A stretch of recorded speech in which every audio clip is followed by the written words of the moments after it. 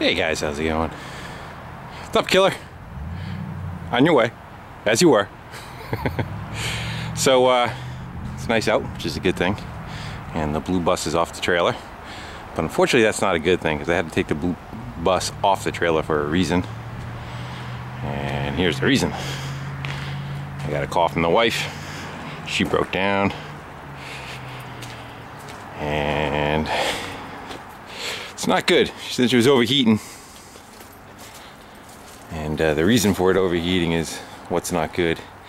As you can see, that pukey stuff down below. What happened is the radiators have, with automatic transmissions, generally have a cooler built into them for the trans, and it ruptured between the cooling system and the transmission. So cooling oil, tranny fluid's getting in the coolant, and that's bad enough. You know, it needs a radiator and all. You can kind of see all that milky looking strawberry material coming out of there. That's the mix of the tranny fluid and the coolant. But what also happens is when you let it cool off after that happens, the radiator is still under pressure, but the transmission is no longer under pressure, and it pushes that through that same hole. It pushes coolant back into the transmission and contaminates the transmission.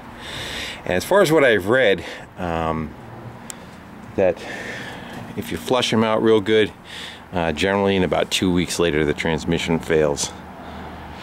So I kind of thought about last night what I wanted to do. You're probably talking about $200 worth of stuff to deal with, as far as trans fluid, a radiator.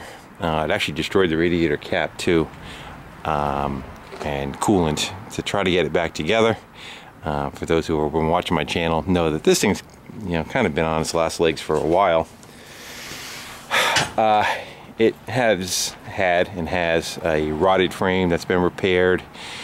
I would probably say that's the worst of it, and it's high mileage. It's got over 250,000 miles on it. But every time that I go to do something on this, it's just a couple $100, push it off. Right now the check engine light is on for O2 sensors, and it needs a sticker the end of next month.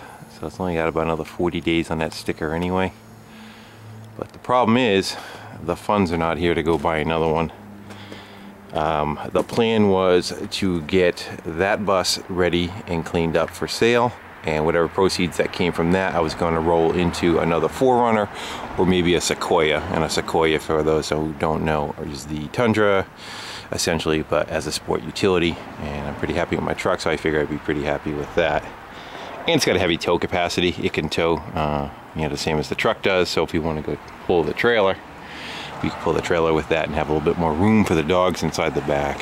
But that's where I am with this. I figure I will, last night I thought about it. I figure I'd give it a shot. If it's $200, if it lasts 2 weeks, it gives me a little bit of time to go keep looking for a car.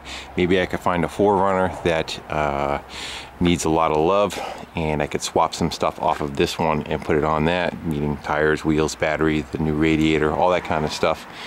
Can switch over from one to another and try to make another good car out of it. So, oh well, such is life, you know, shit happens. Single cab, I rode around town a little bit. I don't have a sticker on it. You do have to get inspection in our area. I stopped by our inspection place to try and get them to order the 2-year stickers. They do them also in fourth month is when they become due for antique vehicles, and they do not have them in stock yet, so I kind of put a bug in their ear to see if they can get some stickers, so I'm not tooling around and getting bagged by it. I think in town I'd probably be okay. I could talk my way out of it, but if a Stady pulls me over or something, I'll be screwed. As far as the rattling on this door, it did sit a little low. This door's been manipulated and welded and patched back together, but the way it's set up is a little different, and what it has is just like a regular catch on it, whereas the later ones have the post sticking. Actually, the post would be sticking out of there like that, and the door would shut and encapsulate that pin and hold it, and it doesn't allow the door to rattle. What they did is they had this like rubber wedge that when you shut the door, fell into a little channel right there. But as you guys can see, that chatter mark right there, well, this rubber is totally gone. It's petrified rock is what it is. It's not even, I wouldn't even call it anymore. It's a piece of charcoal is what it really is. But for now, I did swap the driver's side and the passenger side so that the worn spot on this one is now on the top of the other side. But that's what was causing that door to chatter when I was going over that. I couldn't have picked a rougher road to do a video on too, could I? Between our street and all the potholes and the speed bumps. But that's good. It was just a shakedown run. I will do a good video at some point, doing a real driving one when the weather gets a little nicer and we got a sticker on it, and etc., etc. So, all right, guys. Well, Mo's been out for a good 5 minutes or so, and that's about as long as he is good for before he starts barking. As you could tell, Great Pierce just kind of want to bark for letting everybody know that this is their neighborhood. Started right up.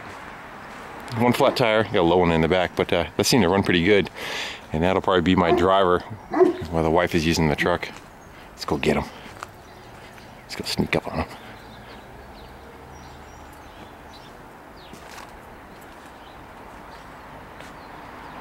Hey, who you barking at? Mo.